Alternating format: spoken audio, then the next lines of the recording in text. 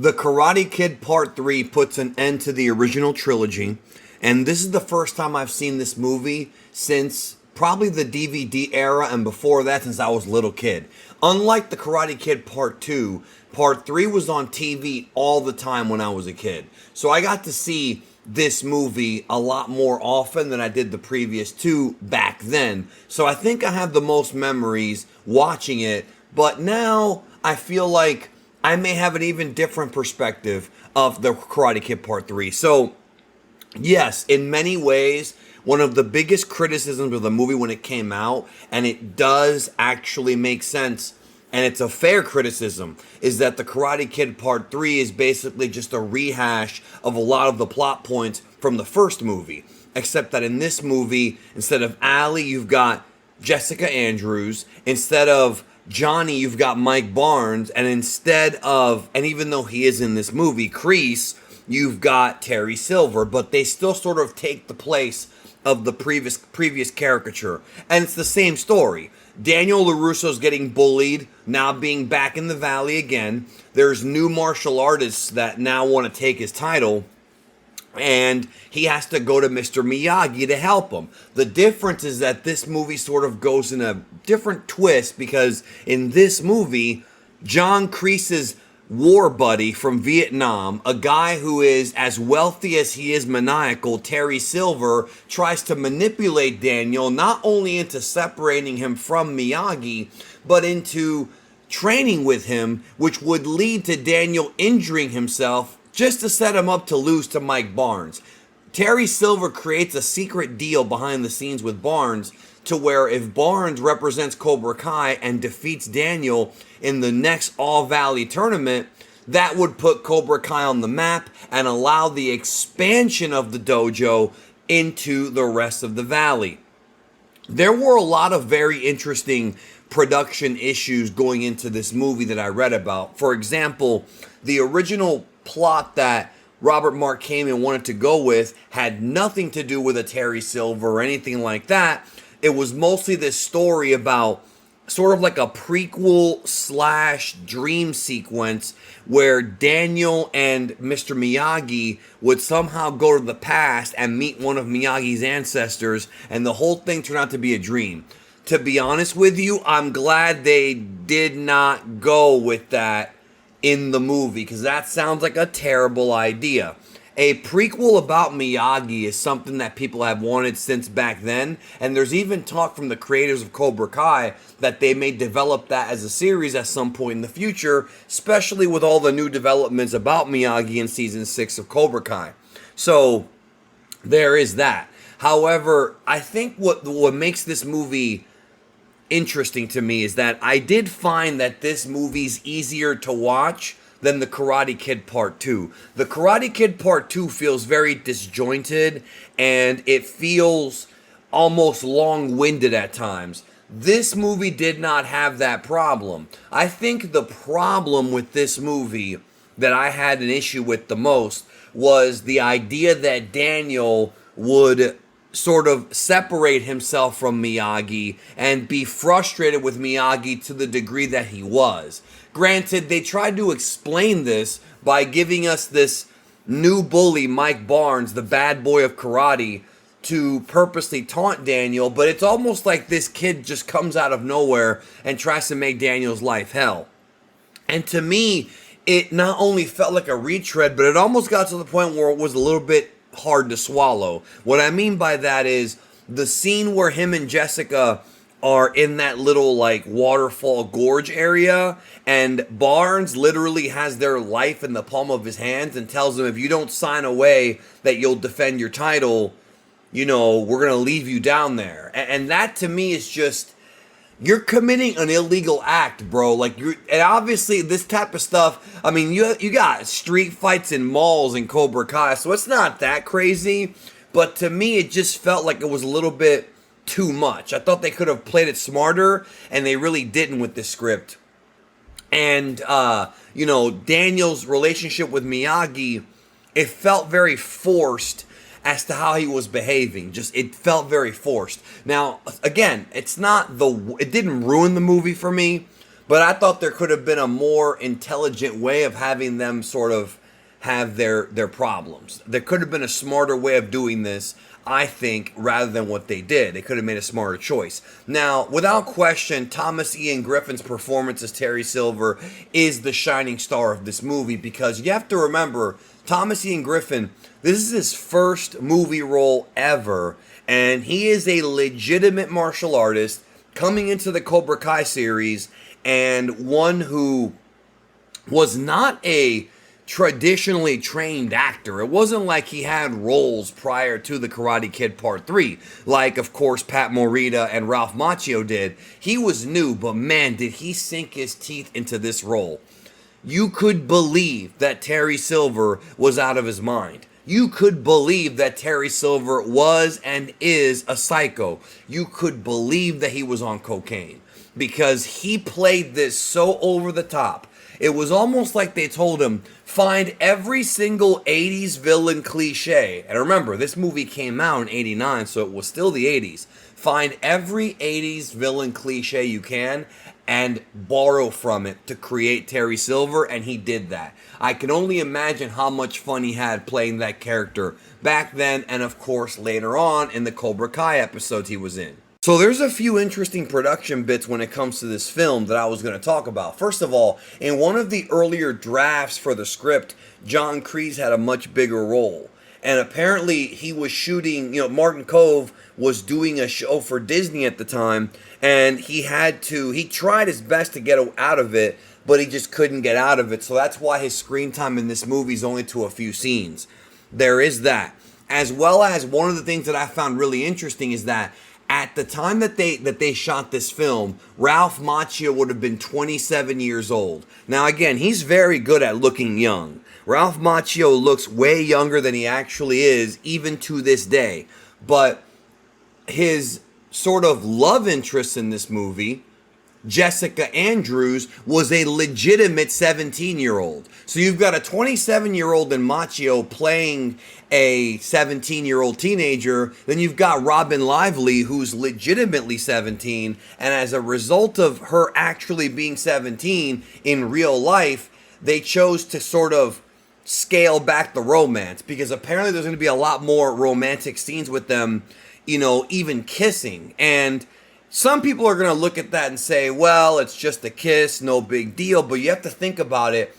Yes, it might be a character playing younger, but it's still very unsettling that you have a 17-year-old kissing a 27-year-old when you don't have to put that in your film and drum up controversy. You understand what I'm saying? Like, people are going to figure out ways to get around that all they want, but it makes sense to me that they scaled back their relationship into them just being friends, even though you can tell by the way that he's so excited to sort of be around her, you can tell that it was supposed to be more of a romantic thing, but it never went that far. So they kind of tweaked it a bit, and I thought that was very smart. Now, the big scene in this movie is when Miyagi by himself fights off Terry Silver and John Krese. And I watched a podcast recently where even Martin Kove himself said that this seems a tiny bit unrealistic, but within the world of the Karate Kid, nobody stops Miyagi. That's kind of the way it is. He's the ancient, wise old master. It's the same thing with the classic kung fu films. Like, you're never when you're a lifelong martial artist, you could be this old ancient man and you're still gonna kick ass. And so, to me, seeing Miyagi kind of fight them 2-on-1, if they really wanted to, it's two black belts and Vietnam War veterans, like, kind of hard to believe, you know what I mean, that they'd be able to take on Miyagi. But remember, in this universe, Miyagi just knows techniques that are super advanced, that has been fighting longer than any of them, plus the way that Miyagi fought, which is a lot of counterattacks and throws, to me, I thought it actually looked more realistic, and it showed the strength of Miyagi-Do's defense and counterattack. We literally witnessed Mr. Miyagi applying the principles of Miyagi-Do in the film. So to me, I don't think it was that crazy. Like, it didn't seem it was all that unrealistic. Plus, if Terry Silver really is on cocaine, like they explained in Cobra Kai, which makes sense based on how he behaved in this movie, it certainly was noticeable. He's not going to be as focused on a fight if that's the case. But the guy's just so over the top, man. It's crazy. Now, I will say, the third act of this film, the final sequence at the All Valley, does feel very rushed. We obviously were building towards it, but it felt like Daniel finds out about Terry Silver's Cobra Kai plot with John Kreese right at the beginning of the third act. And it's almost like the second act, like the middle of the film, was longer than it should have been, because we're right there at the All Valley where he has to face Barnes. Now, I still felt like this was a bit... They could have done more. We definitely spent more time at the previous tournament from the first movie.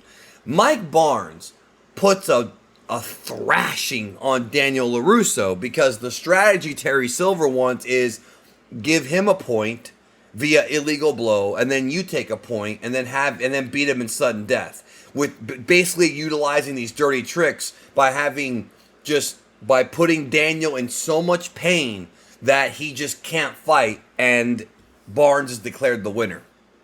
So we see Barnes just give Daniel a thrashing way harder than anything Johnny Lawrence did. I mean, Daniel was just a mess, but I love the message from Miyagi, who tells him, fear. There's nothing wrong with losing to an opponent, but do not lose to fear. That was powerful. It was gripping. It was really well done. It was a great message. And Daniel does the katas and then manages to basically use Barnes' aggression against him, flip him over, get the point, and retain the championship. Therefore, he became a two-time All-Valley champion. Now, I will say, it did feel anticlimactic. It absolutely felt very anticlimactic. I would have wanted at least one more scene of Miyagi with Daniel after the tournament, with him recovering, or even a scene of Mike Barnes getting mad at Terry Silver for his dumb strategy, because it felt like Mike Barnes could have beaten Daniel multiple times in this fight.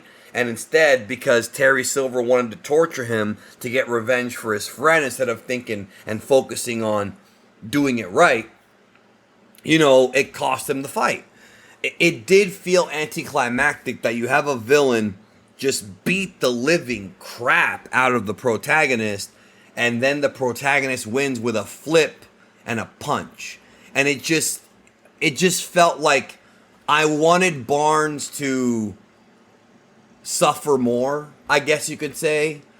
Like, I wanted him to actually be hit with a strike similar to Johnny's, where he was knocked loopy with that crane kick. I'm not saying I wanted another crane kick in this movie, but a technique that would have really shown some damage being put on Barnes. But ultimately, Daniel got the win, and as a result of this, Terry Silver's life went in the crapper. So did Mike Barnes, and so did John Kreese, which of course Cobra Kai would follow up on many, many years later. But Karate Kid Part 3, I think it has a beautiful soundtrack. Bill Conti brings it again. I think it's not as creative as the second one, but it's an easier watch. The first one is still just, impeccable as far as these movies go. But I did feel like this one could have been executed a bit better. There could have been some things they could have fixed up. I think that they really were sort of rushing to get this movie done to capitalize on the Karate Kid and the popularity of the Karate Kid, because if they had taken more time and developed a smarter script, they could have taken it to a new level. It just sort of felt like they wanted to go back to basics because the second movie was not well received, but this one was received even less so. However, Terry Silver is the highlight to me, especially if you like cheesy 80s enemies, and the martial arts is I guess somewhat decent, but once again, I still think the first movie really, really captured what karate is better than any of the sequels. So overall, I still like this movie, but I don't love this movie. I'll dust this one off from time to time, every few years, but it's not one that I go back to as much as I would, say, the Rocky movies, you know. Whereas with Rocky, I can watch Rocky 1, 2, and 3 anytime. They always hold up for me. For Karate Kid, I only feel that way about the first one, but Cobra Kai has taken elements of these movies and refreshen them. And actually, in many ways, Cobra Kai has made the original trilogy better. You know, it is worth going back and watching the Karate Kid films if you like Cobra Kai. Even if you only see them once, it is worth seeing and getting a full picture of what Terry Silver put Daniel through. So, again, the movie's got problems. You know, I also should mention that the aforementioned Jessica Andrews, like, vanishes. Like, her story almost just ends, and there's no real follow-up to it. That's why I think this movie needed a more conclusive final scene to really close out the trilogy the best way they could. Once again, Pat Morita is awesome, as always. So, yeah, I guess I'm watching the next Karate Kid next, so that's one that I only saw once, and it was a long time ago. Let's see, because that one's been hated on and disliked by a lot of people. I wonder how I'll see it now, 30 years later. We'll see.